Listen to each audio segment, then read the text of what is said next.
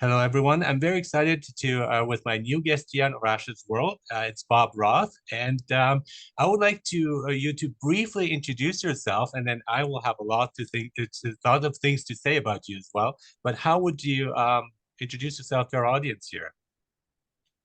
Uh, my name is Bob Roth. I'm the CEO of a nonprofit organization called the David Lynch Foundation, which has brought transcendental meditation for free to over 1 million inner city school kids in crime-ridden neighborhoods and war-torn communities, veterans, police, firefighters, frontline healthcare workers, women survivors of domestic violence, and just regular folk like the rest of us. And I've been teaching this meditation for over 50 years.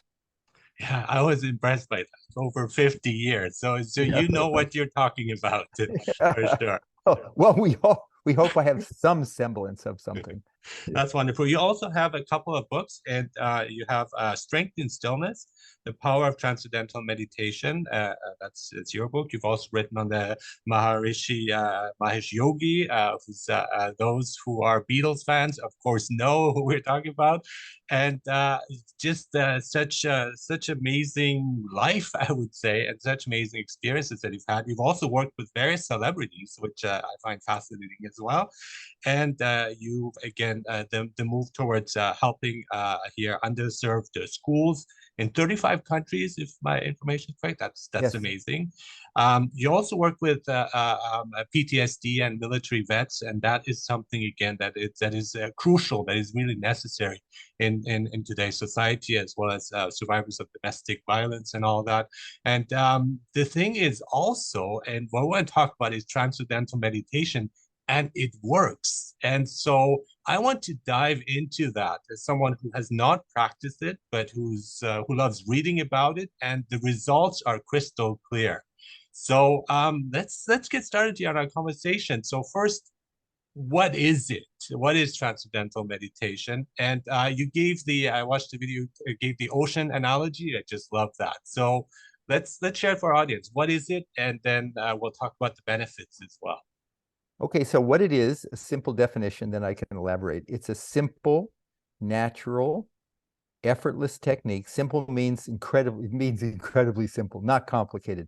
Natural means we're all equally hardwired as human beings to practice it. This is not an acquired skill. Everyone and anyone can do it, and it's effortless. Many meditations involve some concentration or control of the mind, trying to clear the mind of thoughts. It can be difficult or frustrating at best. This is completely effortless. It's like teaching a child how to dive. You take the correct angle, and then gravity takes over. It's Just if I practice could for comment on that, with when I tried meditation, that was frustrating for me. Is the what you call the focused attention, and yeah. I did not enjoy it. It was not enjoyable. I was worried constantly if I was doing it right, and you're told not to worry about that, but then you're supposed to do it a certain way. So then there's this conflict and this paradox as well. So that sounds great.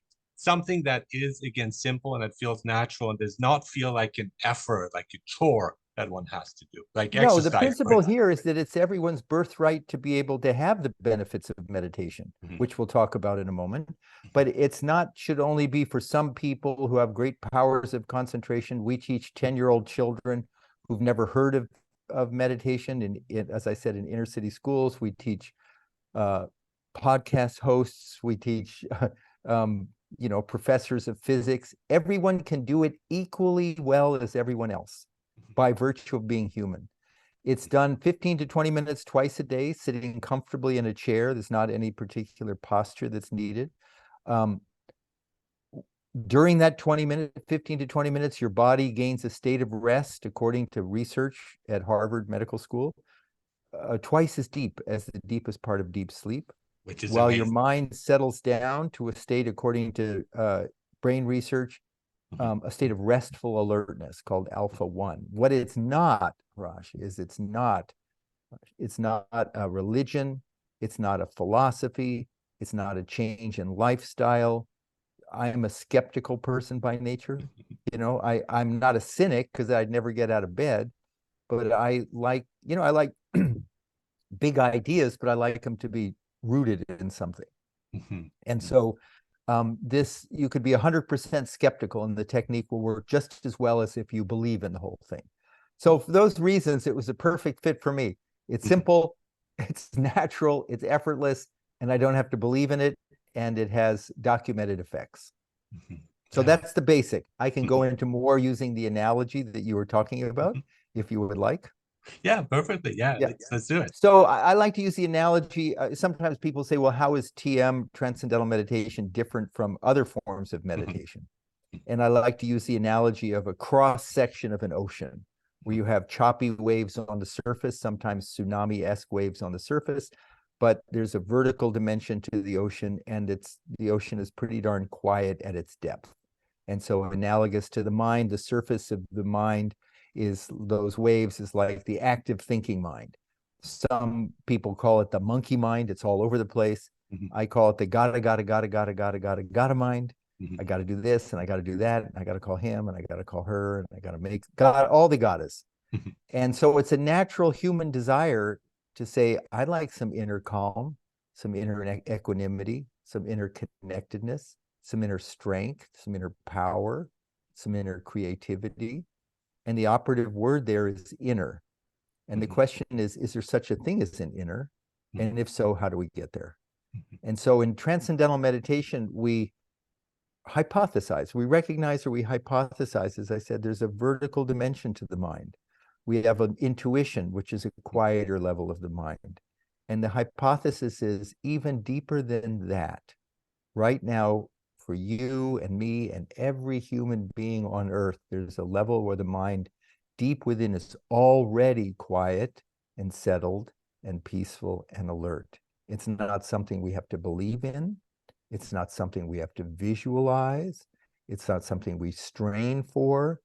It's just like, as I use the analogy, you take the correct angle and then just automatically, effortlessly settle within. Other forms of meditation, focused attention, that's a concentration form of meditation, like Zazen.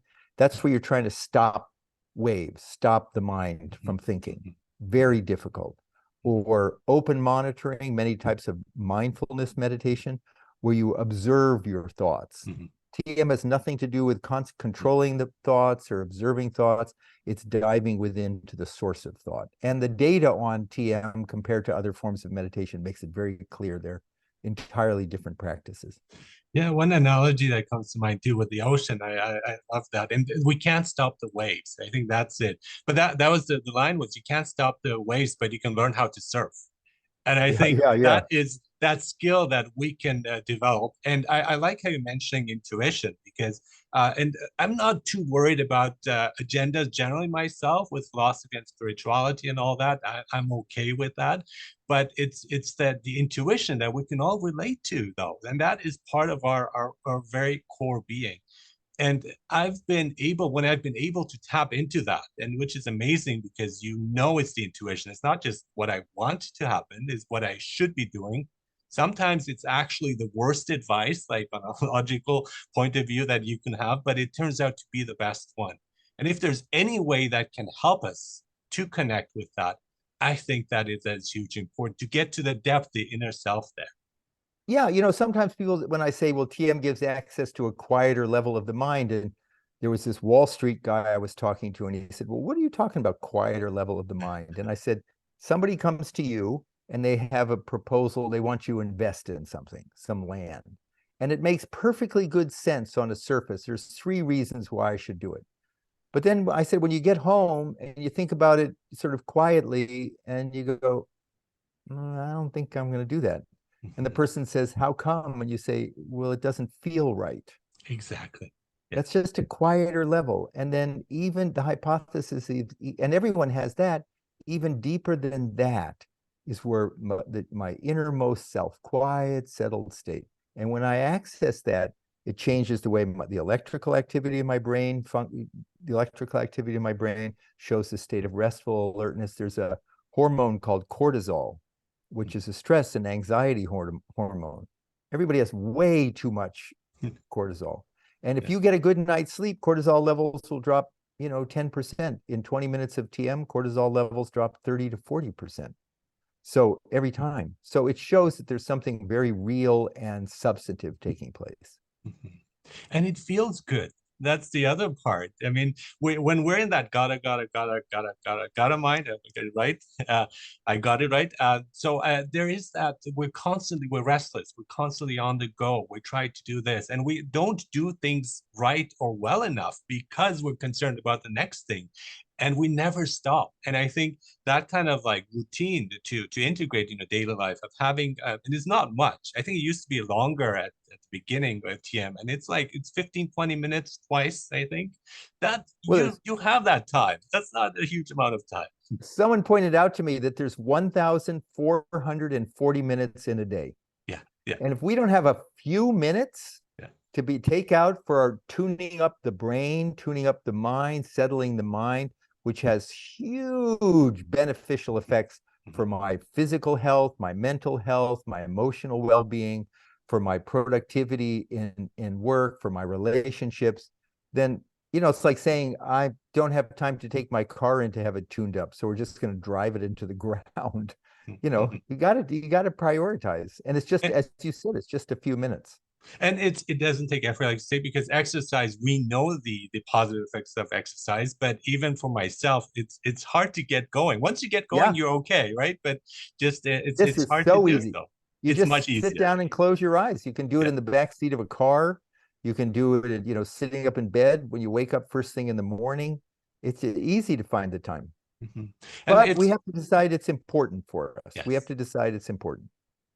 It's evidence-based. So we have a lot of scientific studies that show us the effects on the brain. And so can we dive into that? You mentioned like cortisol and again, stress and anxiety and all of these.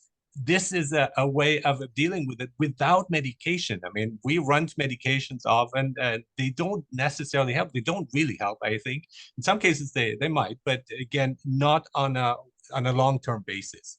And I We think do this is quite programs, different. Mhm. we do TM programs, wellness programs for employees in pharmaceutical companies. Wonderful. Yeah. Yeah. So, the thing is, there's been the National Institutes of Health have given and the Department of Defense have given almost $30 million to study the effects of transcendental meditation on healing, on reducing high blood pressure, other signs of cardiovascular disease, reducing and healing trauma among veterans and first responders. There's research that just got published on frontline healthcare workers during COVID that found within 2 weeks a statistically significant reduction in anxiety and depression. So 400 studies have been published in leading medical journals Mhm. demonstrating the positive effects of transcendental meditation. So it ranges from, I said, reduced high blood pressure. There's 110 million Americans have high blood pressure, reduced anxiety and depression, reduced burnout, improved resilience. I think one of the most interesting things is it wakes up the parts of the brain that are associated with innovative thinking. Yeah. Yeah, and parts of the brain that are involved with focus. And if you're a creative person, if the creative process has two aspects, it has the big ideas, but big ideas are useless unless we have the ability to focus and make sure that those big ideas, you put as if pen to paper in the old days. Mhm. So it wakes up the parts of the brain that are associated with innovative thinking and also with focus. So a big cross section of benefits, particularly now with what's going on post-COVID with this real pandemic of anxiety and depression and burnout that is hitting everybody, particularly our young people. And so TM is, as you said, it's a non-pharmaceutical, non-invasive, no negative side effects, only positive side benefits. So it's a timely tool. And everyone can benefit. So I would like to see family physicians prescribing TM, and saying, try this out. and then come if you need medication, but most likely it won't. And we have the studies that show that. So why is it? Why are people so hesitant to embrace it and to like prescribe it and to accept it? Because we're opening up to now holistic methods of like including other things, but there is this like stubbornness of sticking to the old and doing it the way we've always done it, even though it's not effective. And for me, it's always results. If it has results, whatever it is, do it because you don't lose out.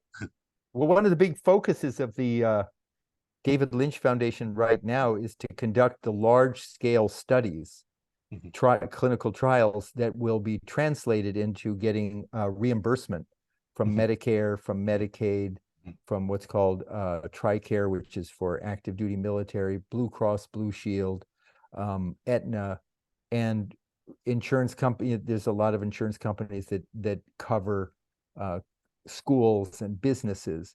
So we're very close. I think within a year or two, transcendental meditation is going to be written into the healthcare plans of mainstream America. And I think it's just a matter of time. I mean, if it's been taught for 50 years, yes, it's going slow, but there's been more progress in the last 5 than there was in the previous 45. And as far as answering that question, it's human nature. We know what we know. We don't want to step outside our comfort zone. Yeah. But when doctors start prescribing it, when you start hearing more and more about it in the mainstream, among mainstream medicine, it's just a matter of time. It's just a matter of time. And that openness, I think we see more openness. And again, with my family physician, I mention her often here. A couple of years ago, I said, I want to try intermittent fasting. And she said no to it. And just recently, when I saw her, she's like, have you tried intermittent fasting? And I was like, okay. I know, isn't it great? It's like, it's so great. I remember when 30 years ago, somebody wrote a newspaper column about transcendental meditation, and they sort of said, oh, this is a waste of time and completely unnecessary. And then like 2 years ago, they wrote, like they've completely forgotten what they'd written before. Exactly. Yeah. Maybe it was 10 years ago. And then, oh, transcendental meditation, it's so great. I learned it. Everybody should do it. Completely forgot. And I think it's like you have a headache or you feel sick, and that's all you can think about. But when you wake up the next morning and the headache's gone, you don't even remember the headache. You just live in your life. And I think people forget, like your doctor, about, oh, don't do fasting. And then, yeah, fasting's intermittent fasting's a good thing. Yeah, yeah. And I think it's also the separation. What we do is the body and the mind. And I've been talking a lot about body-mind connection. And then I watch your video and you say they're basically one. And I said, yeah, of course, it's not a connection. They're basically one and the same thing. It's the continuum. It's right. There's not like, now it's in my mind, now here's this door, and now it goes into my body. No, it's a continuum. You see something traumatizing in your eyes. It registers in the brain in the amygdala. The amygdala pings a message down to your adrenal glands, which are in your kidneys, which is cortisol and adrenaline, fight or flight. So something that went into your mind is immediately fight or flight, and now you're stressed out of your mind and you're running for your life. Generally, you're not running for your life. Generally, you're just stuck in traffic and you're livid. But yeah, there is no difference one way or to the other. It's a continuum. And that's what I realized about 5 years ago when I was not in a good state and in terms of health. And I was obese, I had high blood pressure, diabetes, high cholesterol, everything, pretty much everything was going, sleep apnea.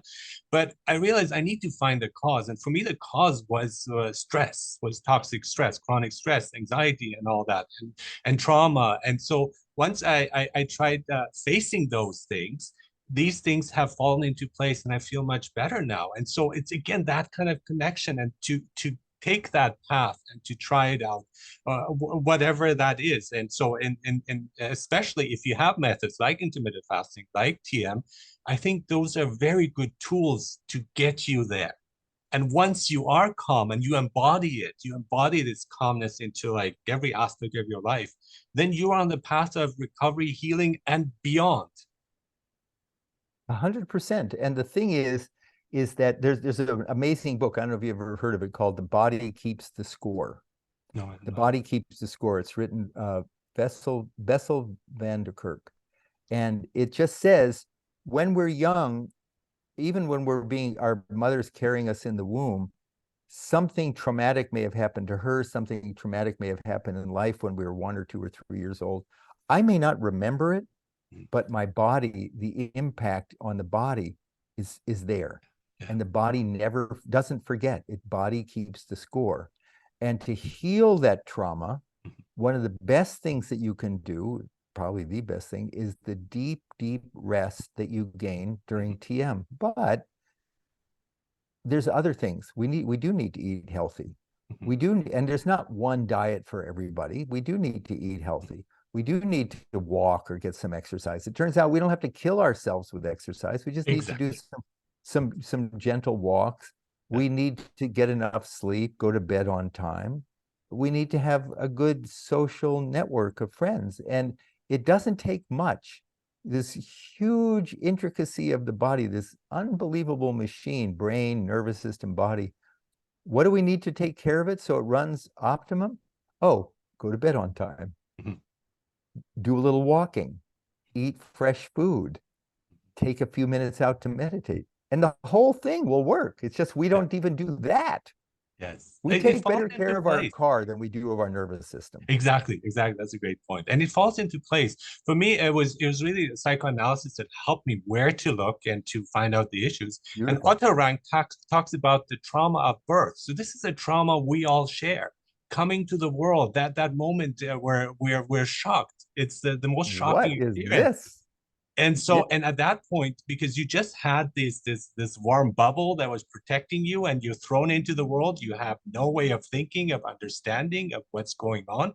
So that sticks with us, and we're in a fetal position when we are under stress, and we can't breathe, which goes back to the first breath. So once you see these connections, you're like, yeah, we all have trauma. Now, what are we gonna do about it, though? And that's the point of really realizing it. And then we have the trauma of death, which is always looming, whether we turn to religion or whatever. It still doesn't address it on a profound level, but just often superficial. And that's what I have issues with spirituality, because it seems like on like the surface, but it doesn't get deep to the issues of dealing with these traumatic conditions of life, of the human Yes, condition. and that's why, these sort of maybe it's, sort of hippy dippy sort of, oh, here's this guided thing, or there's this thing, or there's some Yeah. little new agey philosophy. But as you said, people have serious trauma.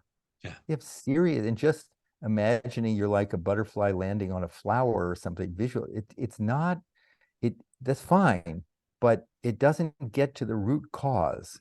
And again, what we do when we transcend, why I like it, is we access a mechanism already exists in the brain and nervous system to take us this profound healing rest that allows those knots of trauma to dissipate, and actually rewires the neural pathways in the brain to a healthier, more integrated state.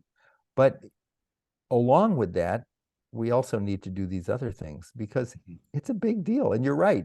The brain hates uncertainty. So we're hanging upside down in a womb for 9 months. And all of a sudden it's like colors, sound, shapes, air. What is this? Yeah. And then, so that's an unknown, this unknown. And then there's the unknown of what happens after, if anything, we die. And that looms in us. Yeah. And so we really need to know ourselves well. We need to be rooted in ourselves. We need to be, they say one of the signs of a resilient person, one of the many signs, which I really like, is that you're realist.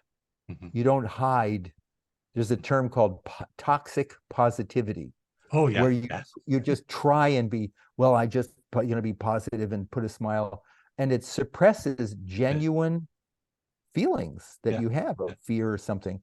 And I find in my own experience with transcending, and I think the reason why Dr. Rosenthal and other psychiatrists, so many of them prescribe TM, is because it is realistic, it is honest, and it does heal from a very deep level, and it's completely safe, much safer than even many medications, which have a lot of side effects. I'm not against medication, but like they help 1/3 of the people max, and 1/3 it does nothing, and 1/3 it can have a bad effect.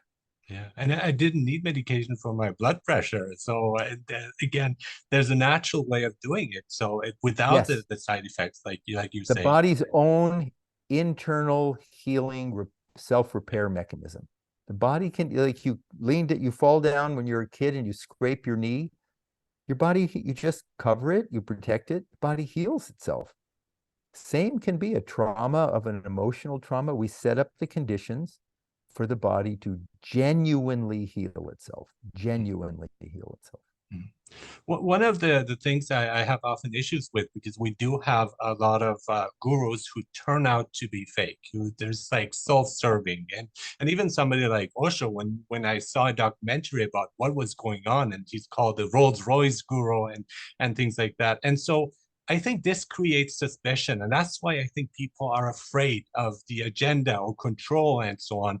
And it's often connected to others taking advantage. So you see these spiritual leaders who see the vulnerable people and gullible in some cases, and they take advantage of that. So and we have cults, and there is cults that grow from here. So and even like the David Lynch Foundation, some people have claimed that falsely again that it has some cult aspects to it. So how can we deal with that to become more Well, comfortable I with think you got this? to scratch below the surface. I mean, the Mhm. thing is, with the internet, it's so easy to say Yeah, anything about anyone. yeah. And what I say is, don't hearsay. What does the research say on Mhm. high blood pressure? What does the research say on, anxiety, Mhm. depression? What does the Veterans Administration say? What does the National Institutes of Health say? What does the American Psychiatric Association? They only have good things to say. Mhm. American Mhm. Heart Association. So a person can cast aspersions. And the beautiful thing about transcendental meditation is there is no guru to lead you Yeah. on. You learn a technique Mhm. and you just do it on your own. It takes an hour a day over 4 consecutive days, and then you're done.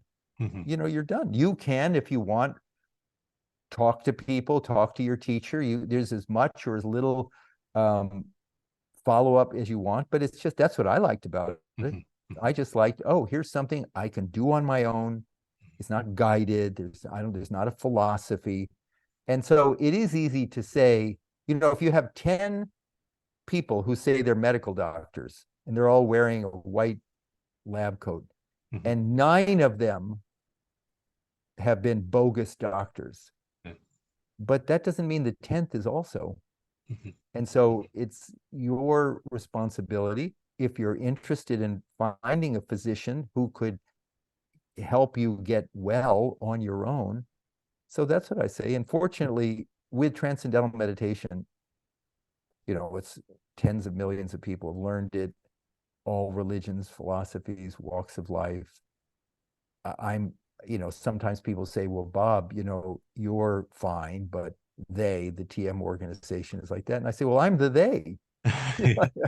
I'm the they. There's no Mhm. other they, Mhm. And so it's just, it's easy to cast aspersions, but it also behooves us not to be so jaded that we, if if I have an infected foot and I would like to find a person who maybe can help me heal this infected foot, and 9 doctors have been false prophets, Mhm. doesn't mean the Mhm. 10th is, or Mhm. the 100th is. So I think we all go through that. But that's how our mind works too. Even if like 9 times is fine, but that one doctor that is not good, and then we focus on the negative too Yeah, much, yeah, yeah, and yeah, we're yeah, just yeah, suspicious. I think that's it. yeah. When people say this works, you don't immediately accept it. But then when I say medications work, and we accept that, even though we know that that has various Well, side one thing is look what again, effects. pharma drugs have saved my life when I've gotten infections and things in the past. So, Yeah. but look at how many bazillions of dollars is spent advertising Mhm. for some of these drugs. My Just and example and is and a long list of negative side effects that they whisper on the TV ad while they're showing scenes of running through fields or yeah, yeah, yeah. canoeing or something. So it's all branding and marketing, but it's just a matter of time because people are waking up to the fact that medicines per se can help, but it's not the only way. Mhm. And my perspective with transcendental meditation is, fine, you don't have to believe it's better than anything else, but it should be a choice. You know, from with your healthcare plan, it should be a choice. Okay, I've tried Lexapro, or I've tried this, or I've tried that, and it helped, but I'd like to try a meditation. And it maybe it's not for you, then there's another Exactly. one. But Mhm. I think it just needs to be a choice. My example is dieting, because people spend so much money on dieting and with medications and pills and so on, it doesn't work. Intermittent fasting is free and Yeah. it works, right? So it's that, given that choice, it's like, well, this seems a no-brainer. And I think really exploring those avenues and seeing what, as you're saying, what works for you. For me, mindfulness has been pretty helpful, Yeah, because it's great. I found a way of like getting to the darker sides and the parts that make me feel uncomfortable, to really face those thoughts and feelings, and I think for me that helps, because it goes deep inside. Now, how does, again, I'm trying to understand from a psychological point of view, and here just to wrap up here, how does it work? I understand the scientific parts, right? So I understand the brain, and it has certain effects on the brain, but how does it work in terms of psychologically, that people feel so much more balanced, and something that also lasts, it's permanent, because Yes. uh, I know with psychoanalysis, once you make these insights, you free yourself from a lot of things that you were carrying around. But how does repeating a mantra work in that way? So the thing is, it's so many different um, ways you can look at it. I mean, one thing is, just before I get to the mantra part, but Mhm, like, how is it that transcendental meditation, which you'll just say in that analogy of the ocean, mhm, allows you to access these calmer, interior, calmer levels of the mind? Well, we already know the days that we haven't slept well mhm, and we're under a lot of pressure. mhm, You know, it's much faster to lose our cool, have a mhm, temp, mhm, you know, or have a child. We say that child is a hothead. That child is boiling over with rage. Or we also have that term, cooler minds will prevail. mhm, Oh, that person's cool, calm, and collected. mhm, So I like to say the surface of the ocean is like choppy, heated, mhm, and the depth of the ocean just calmer, cooler. Now, during transcendental meditation, when I learn the technique, and it's not just, and this is going to be sound abstract, it's not just repeating a mantra sound over and over and over mhm, and over and mhm. over again. That Yeah. would be dulling or frustrating or Mhm. boring or whatever. Yeah. The mantra is used as a catalyst. Okay. It's a catalyst to allow the mind to sort of settle down, to access those quieter levels.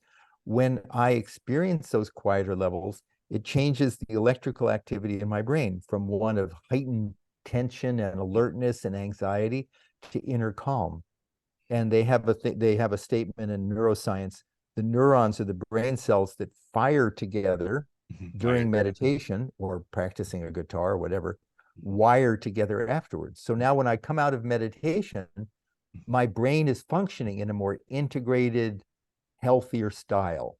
mhm, When that happens, it calms what's called the sympathetic nervous system, or the fight or flight response.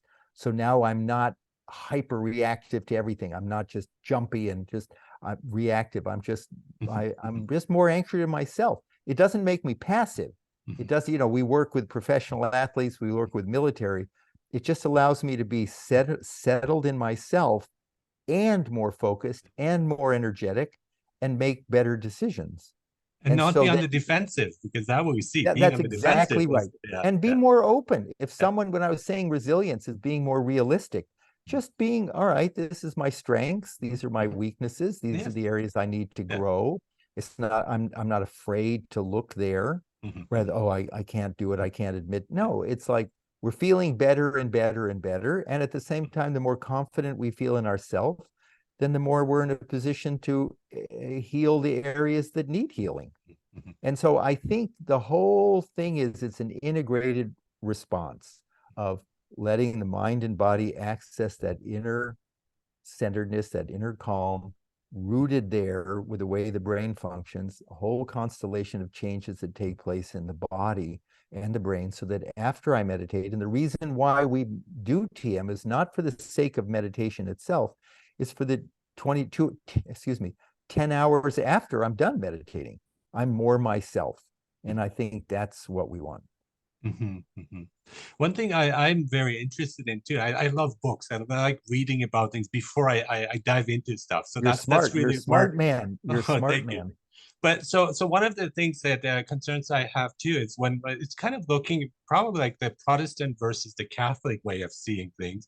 So when in your case, I think with TM, you're given a special mantra, and it's a one-on-one session with the teacher. You say it cannot be learned from books, and so for me, it's like my connection is with that, with so a kind of Protestant way of connecting with God on an individual level versus a Catholic mindset of like needing someone to connect you with that, some kind of like somebody who would Well, transfer you to it.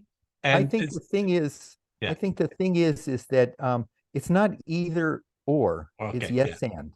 okay, You okay, I know, like that. your transcendental meditation is taught, you have that human to human contact, person to person. So that does that. Other techniques have you can get it from a book or from a tape. It's not one or the other. Okay, yeah. It's yes and. But And I also wanted to add what I like, and that's about the Catholic way of seeing it, is there's that element of magic.